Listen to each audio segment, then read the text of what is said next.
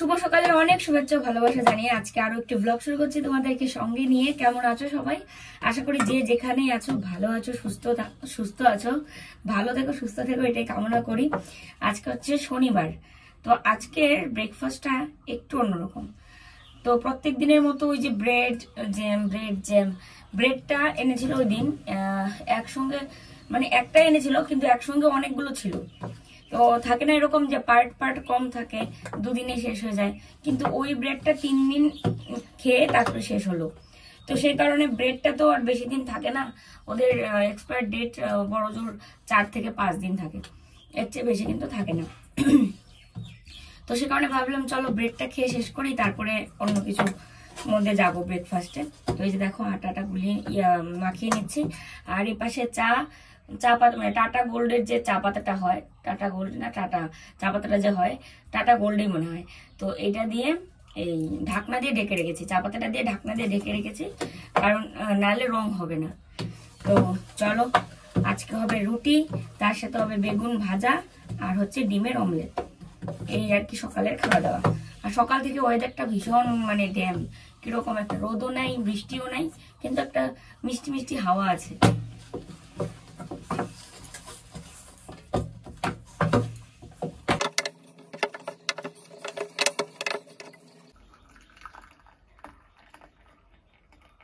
রুটি করতে করতে মাঝখানে আবার চায়ের ব্রেক ছিল, চাটা খেয়ে আবার চলে আসলাম রান্নাঘরে। এই পাশে হচ্ছে রুটি তৈরি করে নেব, আর ওই পাশে পেঁয়াজ, কাঁচা লঙ্কা, একটু হলুদ গুঁড়ো আর একটু লবণ দিয়ে মাখিয়ে রেখে দিলাম, কারণ ওটার মধ্যে হচ্ছে ডিম অমলেট করব। তো সে কারণে পেঁয়াজটাকে আগে থেকে লবণ দিয়ে যদি একটু মানে করে রাখা যায়, মাখিয়ে রাখা যায়, তাহলে পেঁয়াজটা একটু নরম নরম হয়, আর ডিমের অমলেটটা খুব ভালো হয়। অনেক দিন পর কিন্তু রুটি করছি, এদিকে হচ্ছে বেগুন ভাজছি আর এই পাশে রুটি করছি। তো একসঙ্গে হয়ে গেলে সবাই একসাথে খেয়ে নিতে পারবো। তবে ওকে আগে দিয়ে দেওয়ার ইচ্ছা, সে কারণে ওর জন্য ডিমের অমলেটটা আগে করে নিলাম, কারণ ও খেয়ে দিয়ে যাবে হচ্ছে দোকান। আর আমার রুটি করা দেখতে তোমরা ভীষণ ভালো পাও, তোমরা মিস করো আমি জানি, এবং আমি নিজেও মিস করি যে রুটি করতে আমার ভীষণ ভালো লাগে। আর খাওয়াটাও খুব স্বাস্থ্যসম্মত খাবার, কিন্তু রেগুলার খাওয়া হয় না, রেগুলার ও খেতেও চায় না, আর রেগুলার একটা জিনিস খেতে খেতে কিন্তু রুচিটাও নষ্ট হয়ে যায়, এই আর কি। তো দেখো ওর রুটি, তারপরে অমলেট আর হচ্ছে বেগুন ভাজা রেডি করে নিলাম, কারণ ও খেয়ে যাবে হচ্ছে দোকান, আর আমরা একটু পরে খাবো। মা গেল স্নান করতে, আর বাকি রুটিগুলো তো এখন আস্তে আস্তে করে বানাবো আর কি। তো ওরটা আগে দিয়ে দিই, ও খেয়ে তারপরে দোকান চলে যাবে।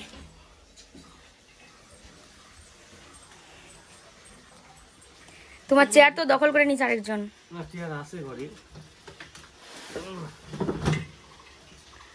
ঘটন, তুমি রুটি তো খাও না, তুমি তো রুটি খাও না, তাও দেখবে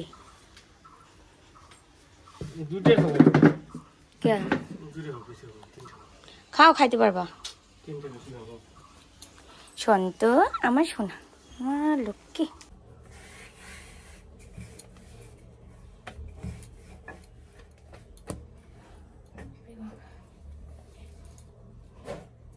দাদুদের গাছের একটা পেঁপে পাকছে, বুঝছো? পেঁপে পাকছে, মানে গাছ পাকা পেঁপে দেখলি মনে হয় যে পায়রাই না খাই, এত ভালো লাগে।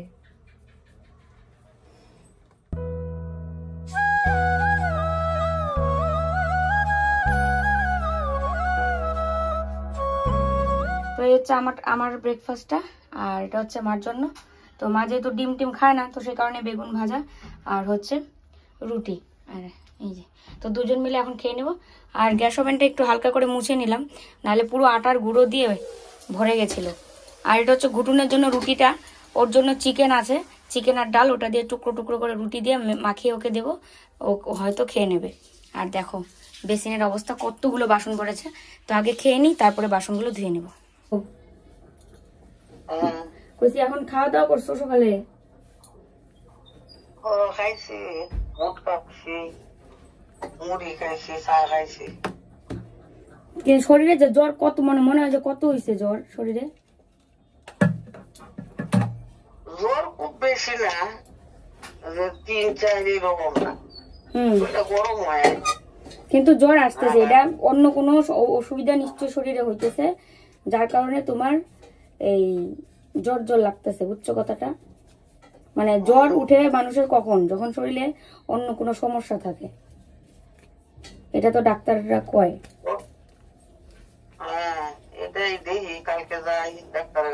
মার সাথে কথা বলছিলাম, কারা কারা বুঝতে পারলে। তো মা একটু অসুস্থ, মানে প্রত্যেক দিন রাতেই অল্প অল্প করে জ্বর আসে।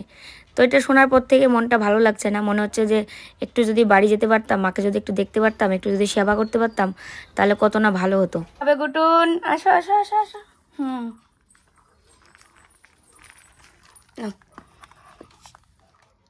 এই যে সন্তুবান্তি খাচ্ছে, আমি সাকসেস। দেখতে দেখতে ভালোই কিন্তু গরম পড়ে গেছে।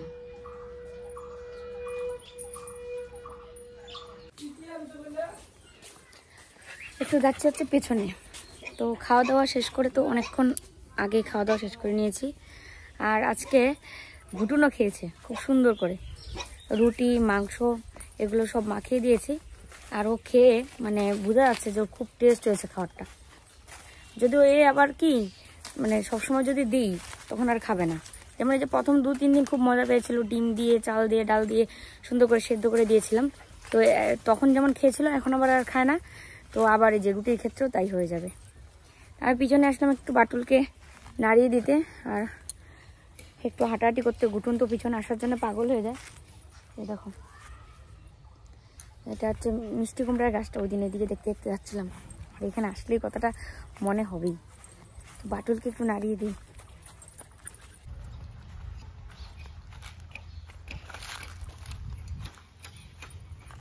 ঘটন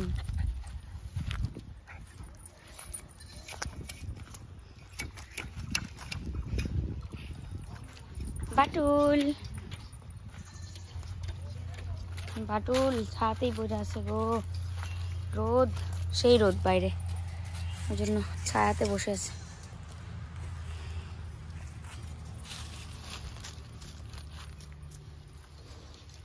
এখানেই ঘাস আছে, ওকে আর জায়গা চেঞ্জ করে দিতে লাগবে না। কারণ কোথায় দিব, দেখো সব পাশে রোদ, এমন কোনো জায়গা বাদ নেই যে রোদ নেই। শুধু এই জায়গাটার মধ্যে বাদ যে রোদ নেই, এই জায়গাতেই থাক।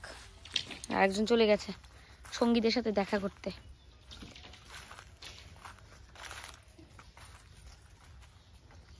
দেখো তো ছাগলগুলো বিশ্রাম নিচ্ছে, আর ও ওদেরকে এসে খোঁচায় তুললো ঘুম থেকে।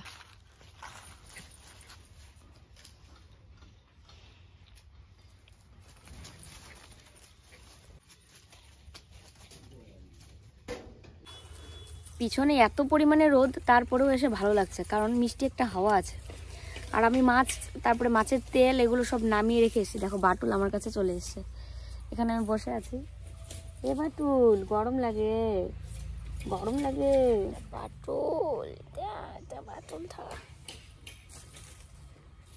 কি, দেখো দেখো কেমন করে, কি যে কি যে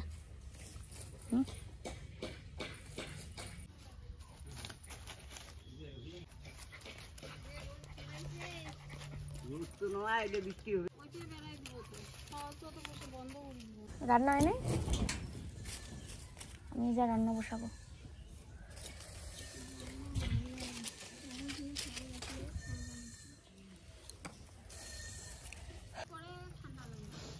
মানে আমাদের ওয়েদারটা কিরকম, রাত্রে ঠান্ডা, দিনের বেলা গরম।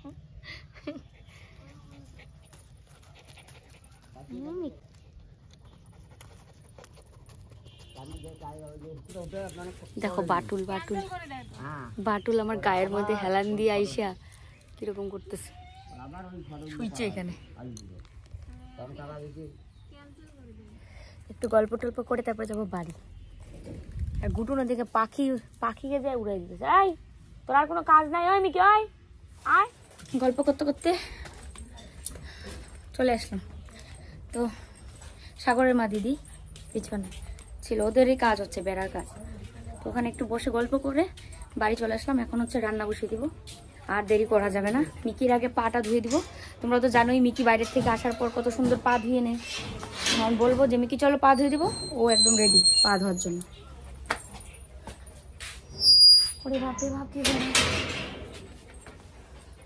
সেই রোদ, কাকু ভুট্টা পাতা খাইতে দিছে বাটুলকে, বাটুলেরও পেট বসছে ভুট্টা পাতা খায়। মা যে পুজো ঘরে ঢুকলো, পুজো দিবে এখন।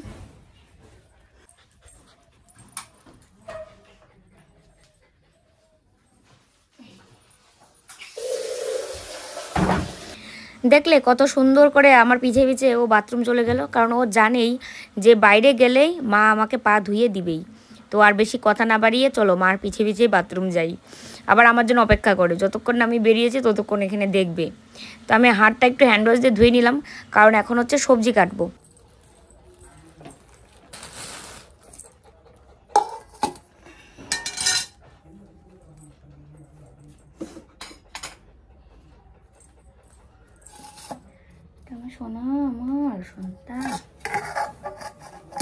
অনেকগুলো টমেটো একসাথে নিয়ে এসেছিলো, তো সে কারণে ভাবলাম এখন হচ্ছে গরমের দিন, আর গরমের দিনে চাটনি খেতে বেশ ভালোই লাগে, আর বিশেষ করে টমেটোর চাটনি তো সবসময়ই খাওয়া যায়। তো ওই কারণে ভাবলাম চলো আজকে করি হচ্ছে টমেটোর চাটনি, আর তার সাথে ঢেঁড়স আর পটল আলু দিয়ে একটা মাছের ঝোল হোক। কারণ ঢেঁড়সটা মানে রেখেছিলাম তরকারি বানাবো বলে, মানে মাছের ঝোল বানাবো বলে, এবার দেখছি ঢেঁড়সের পরিমাণ কম আছে, সে কারণে পটলগুলো আর কি দিলাম, তাহলে শেষও হবে আর খেতেও ভালো লাগবে। তো রান্না এদিকে বসিয়ে দিয়েছি, এদিকে হচ্ছে ভাত হচ্ছে, আর এই পাশে মাছ কেটে ভেজে তুলে নিলাম। তারপরে আজকে বানাবো হচ্ছে টমেটোর চাটনি। গরমের সময় কিন্তু চাটনিটা খেতে বেশ ভালো লাগে। আর আরেকটা জিনিস বলি, এখানে ঢেঁড়স আছে কম, সংখ্যায় কম, তো এই জন্য ভাবলাম পটলগুলো এরকম করে কেটে কেটে দিই।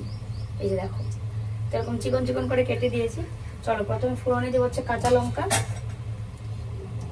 তারপরে জিরা একটু আর একটু মেথি দিয়ে ফোড়ন দিয়ে রান্না করব। তো দেখো আর একটু সর্ষের তেল দিয়ে দিলাম কড়াইয়ে, তারপরে এর মধ্যে মেথি আর জিরে ফোড়ন দিয়ে দিব, তার সাথে প্রথমেই দিব হচ্ছে কাঁচা লঙ্কা ফোড়নে। তো ঢেঁড়স দিয়ে আলু দিয়ে মাছের ঝোল কার কার ভালো লাগে কমেন্টে জানিও, আমার কিন্তু বেশ ভালো লাগে। আর ঢেঁড়সের তরকারিটা যেন একটু মানে পিচ্ছিল টাইপের না হয়, সে কারণে কিন্তু ঢেঁড়সগুলো আমি একদম মানে গোটা গোটাই রেখেছি। আর এই পাশে দেখো টমেটোটা কুচি কুচি করে কেটে নিয়েছি, নিয়ে ভালো করে ধুয়ে নিয়েছি। এখন বানিয়ে নিব হচ্ছে টমেটোর চাটনি, সে কারণে ফোড়নে দিলাম হচ্ছে শুকনো লঙ্কা আর হচ্ছে কয়েকটা সর্ষে। তো দেখতে দেখতে আমার রান্নার শেষের পথে, এদিকে চাটনিটাই দেখো, চাটনিটা খুব সুন্দর একটা দেখতে হয়েছে, আর গন্ধটাও খুব দারুণ বেরিয়েছে। গরমের দিনে চাটনি মানে লোভনীয়, তার মধ্যে টমেটো চাটনিটা আমার এতটাও বেশি ভালো লাগে না।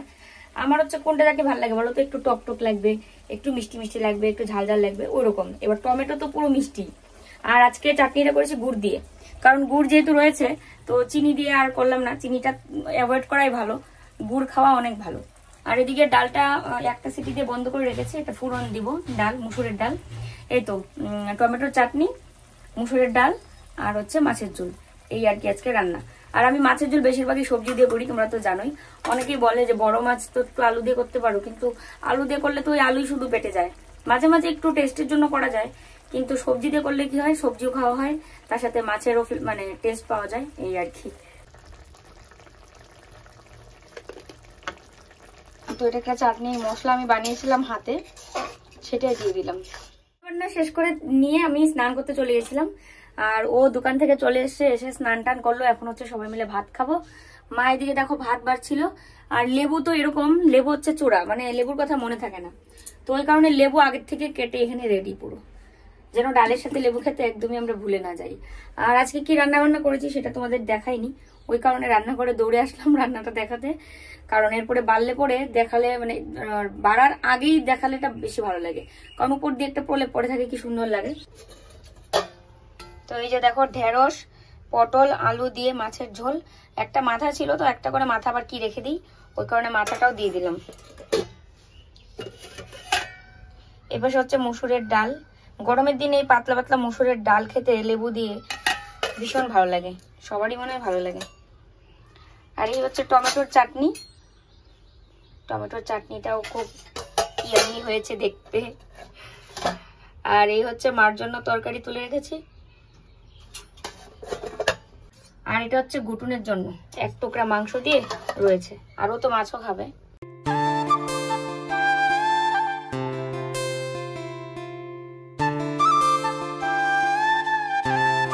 তো খাওয়া দাওয়া করে 5 মিনিটও রেস্ট নিল না, 2 মিনিট মনে হয়, আঙ্গুর টাঙ্গুর নিজেই নিয়ে ধুয়ে ফট করে খেয়ে এখন চলে যাচ্ছে দোকান।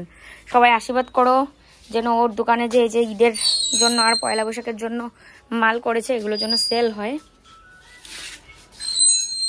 দেখো বলতে বলতে বললাম না, ফোন চলে এসছে।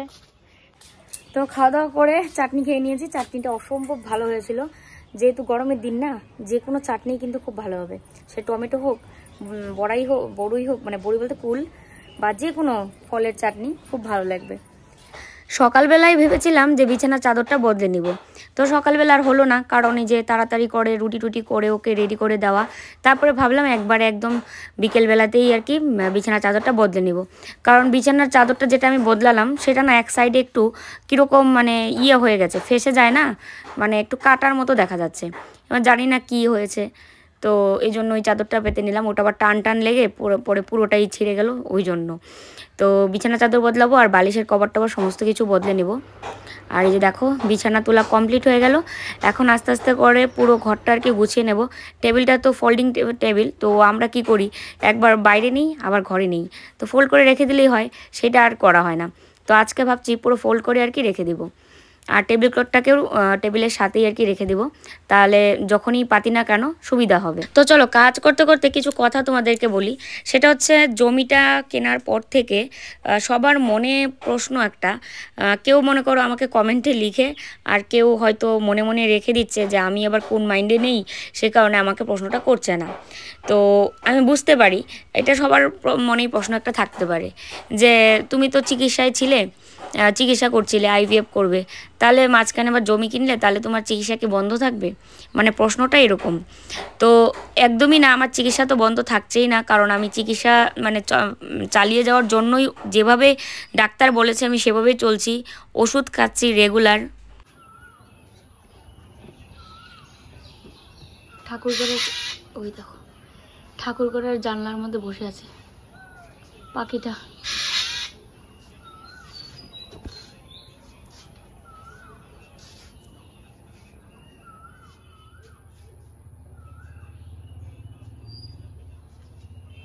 তো যাই হোক, যেটা বলছিলাম যে ওষুধ তো রেগুলার খাচ্ছি, এবং এর আগেও ভিডিওতে বহুবার আমি বলেছি যে আমি মানে যা কিছু আমাকে বলেছে ডাক্তারবাবু ওখান থেকে, ক্লিনিক থেকে, মানে যারা থাকে ওদের ওখানে, তো যা যা বলেছে আমরা কিন্তু করে এসেছি। আর বাকিটা হচ্ছে ওখান থেকে এখন আমাকে যে কোনো দিন বলবে যাওয়ার জন্য, তারপরে আমাদেরকে যেতে হবে। তারপরে আরও কী কী হবে সে তো আমি জানি না, কারণ এটা যেহেতু এই ট্রিটমেন্টটা যেহেতু আমার প্রথম, তো এক একজনের ট্রিটমেন্টের সাথে এক একজনের মিলে না, এক একজনেরটা এক এক রকমেরই হয়। তো ওই কারণেই আমরা তো অপেক্ষা করছি যে কখন ওখান থেকে ফোন আসবে।